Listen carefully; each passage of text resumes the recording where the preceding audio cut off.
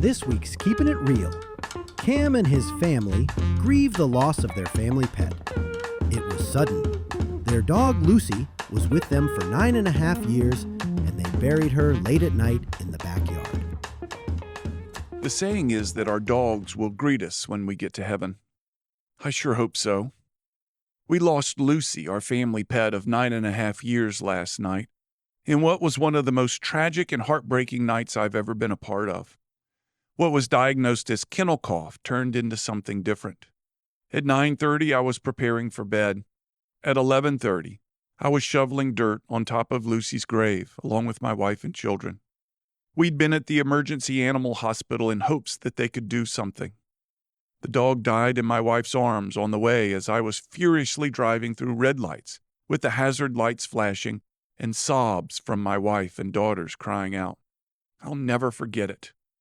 Lucy was a good dog. She was my wife's dog. We've wondered repeatedly what we missed seeing, what we did wrong, my wife especially.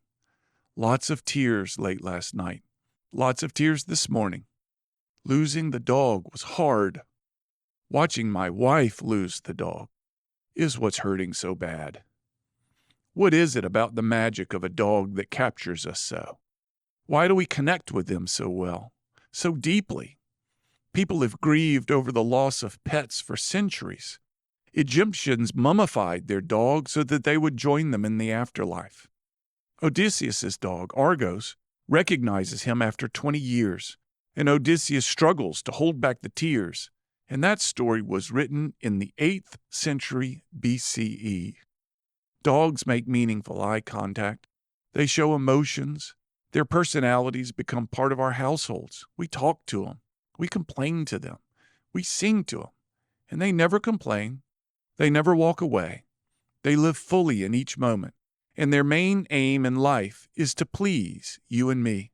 All for a simple scratch or a belly rub. All they want are these short moments of interaction from us. I didn't realize how much I liked Lucy.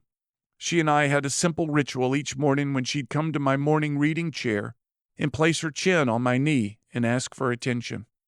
I made a fuss of putting my book and coffee down and scratching her, telling her she was selfish and greedy, but I loved it that she wanted my attention, that my attention meant so much to her. I didn't realize how much I liked her and that I'd be missing her so much right now. I can see the fresh dirt along the fence in the backyard from the grave we dug last night. There were lots of tears as each of us took turns shoveling dirt into the grave. In time, the leaves and pine straw will cover the dirt, and Lucy will fade in our memories like the other dogs we've had. But this one is hurting right now, and the only joy I can find in any of it is the image of Lucy waiting in heaven for my wife, her tail wagging, her head up, and her front feet tapping in anticipation. You were a good dog, Lucy. You'll be missed. I'm Cam Marston, and I'm just trying to keep it real. To hear more commentaries, search for Keepin' It Real with Cam Marston on your favorite podcast app, or follow Cam Marston on social media.